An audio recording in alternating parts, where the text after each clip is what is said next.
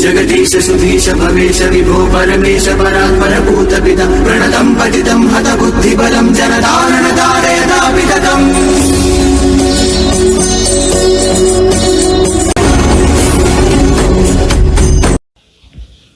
Hello friends, my name is Acharya Ganesh Kohli.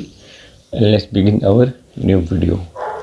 तो आज की जो वीडियो है वो इस बारे में है कि ऐसे कौन से क्रिस्टल्स हैं जो आपको इविल एनर्जीज या इविल एंटिटीज से प्रोटेक्ट करते हैं। ठीक है, अब जनरली क्या होता है कि जो लोग जॉब वगैरह में हैं, ठीक है, तो वो लोग क्या होता है कि रेगुलर ट्रांसफर्स वगैरह होते हैं, नई नई जगहों पे जाना पड़ता है।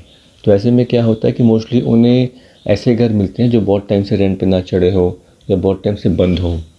तो ऐसे घरों में जनरली क्या होता है कि नेगेटिव एनर्जीज आके अपना वास कर लेती हैं और वहाँ पे आपको स्टार्टिंग में कुछ दिन में आपको वहाँ पे बहुत ट्रबल होगा, क्योंकि वो क्या करती हैं, वो आपका अटेंशन ग्रैब करने की कोशिश करती हैं किसी न किसी तरह से। ठीक है, तो जनरली मिड दोपहर में और रात को जब कोई सुनसान सड़क हो, आसपास में बहुत सारे पेड़ हो, आप वहाँ से जा रहे हो, गुजर रहे हो, तो इन केसेस में ये जो इविल स्पिरिट्स है ये आपके कांटेक्ट में आ सकती हैं। आप रात को कहीं ऑफिस से आ रहे हो, अपनी बिजनेस से आ रहे हो।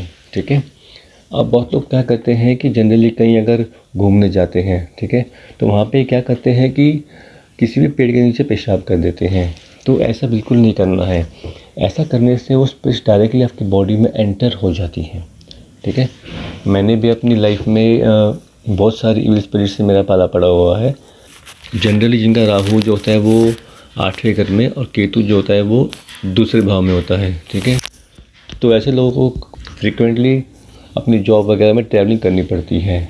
तो क्या होता है कि इन्हें बार बार अपना घर भी चेंज करना पड़ता है। तो जनरली जो ये लोग होते हैं केतु की दशा में या राहु की दशा में, इनका सामना इन इविल स्पिरिट से होता ही होता है। मेरा भी हुआ था, बहुत बार हुआ था। मैंने तो खुद अपने सामने एक इविल स्पिरिट खड़ी देखी है। ठीक है, तो मैं भी कई बार, जब मेरी भी जॉब थी तो मैंने भी कई बार मेरे भी कई बार फ्रिक्वेंटली ट्रांसफर्स हुए थे। तो मैंने भी नई नई जगहों पे मतलब जाके मैं रहा हूँ। बॉयज़ पीजी में रहा हूँ जहाँ पे कि मेरे रूम में कोई नहीं था, मैं वहाँ पे अकेला था। तो वहाँ पे रात को मेरी भी कई बार बेडशीट्स खींची गई थी। ठीक है, तो पर मैंने उस टाइम पे ज़रा भी रिएक्ट नहीं किया था, क्योंकि क्या होता है कि जनरली जो ये स्पिरिट्स होती हैं ये सिर्फ आपका अटेंशन ग्रैब करती हैं। ये आपको अपना प्रेजेंस दिखाती है कि मैं हूँ यहाँ पर के। ठीक है, अगर आप रिएक्ट ना करो तो फिर वो ज़्यादा आपको परेशान नहीं करेंगी, पर अगर आप रिएक्ट करोगे फिर ज़्यादा परेशान करेंगी। ठीक है, अब जनरली जो ये स्पिरिट्स होती हैं इलेक्ट्रोमैग्नेटिक फील्ड्स होती हैं। इसलिए आपने देखा होगा कि हमारे साउथ एशिया वगैरह में ये इतनी स्ट्रॉन्ग नहीं होती है, लेकिन वेस्टर्न कंट्रीज़ में आप जाएंगे तो ये इविल स्पिरिट्स बहुत ज़्यादा स्ट्रॉन्ग होती हैं, बहुत ज़्यादा डैमेज करती हैं, क्योंकि वहाँ पे जो इलेक्ट्रोमैग्नेटिक फील्ड्स हैं वो बहुत ज़्यादा हाई होती हैं। ठीक है, तो अब बात करते हैं कौन कौन से सिम्टम्स हैं कि आपको पता लगे कि हाँ मेरे आसपास कोई नेगेटिव एनर्जी है। ठीक है, अब मान लीजिए कि आप रात को कहीं सो रहे हैं, है ना, और आप अचानक से बहुत डरावने सपने आ रहे हैं, आपको अपने आसपास कोई भूत दिख रहा हो, और अचानक से जैसे आपकी नींद खुलती है तो आपके सबकॉन्शियस माइंड में एक बहुत ही डरावना चेहरा आपके सामने होता है। तो ये एक सिम्टम है कि इविल स्पिरिट या कोई डार्क एनर्जी आपसे कांटेक्ट बनाने की कोशिश कर रही है। मगर अगर ये आपके साथ रेगुलर केस में हो रहा है तो ये प्रूफ है। अगर आपको कभी कभार होता है तो फिर इतना स्ट्रॉन्ग प्रूफ नहीं है इस चीज़ का। ठीक है, फिर तो वो जनरली आपको भी सपना कोई आ ही सकता है। ठीक है, अब जो लोग जो है रात को मतलब अक्सर उनकी नींद खुलती है 2, 3, 4 बजे, है ना, जनरली अगर कोई डर के उठता है तो ऐसे में भी कोई नेगेटिव एनर्जी आपसे कांटेक्ट करने की कोशिश करती है, इसलिए आपको ऐसा होता है। कई बार बहुत से लोगों के साथ ये होता है कि जब वो रात को नींद में सो रहे होते हैं तो उन्हें अचानक अपने कान में अपना ही नाम सुनाई देता है कि ये जैसे कोई नाम पुकार रहा है। तो इस केस में भी जनरली कोई इविल एंटिटी आपके आसपास में है जो आपसे कांटेक्ट करने की कोशिश कर रही है। ठीक है, अब बात करते हैं कि ये जो प्रोटेक्शन है ये किस तरह की प्रोटेक्शन है। ठीक है, ये देखिए, ये सिर्फ इस तरह की प्रोटेक्शन है कि मान लीजिए कि आप किसी अनजान जगह पे जा रहे हैं और वहाँ पे जो ये छोटे मोटे चोर चक्के जो आपको लूटने आते हैं, तो आप उन्हें सिर्फ एक चाकू दिखा के भगा देंगे। ये सिर्फ इस तरह की प्रोटेक्शन है। अगर वहाँ कोई डेडली माफिया हो तो वो तो पक्का आपको फिर मार ही देगा, इसलिए आपको वहाँ से तुरंत भाग जाना है।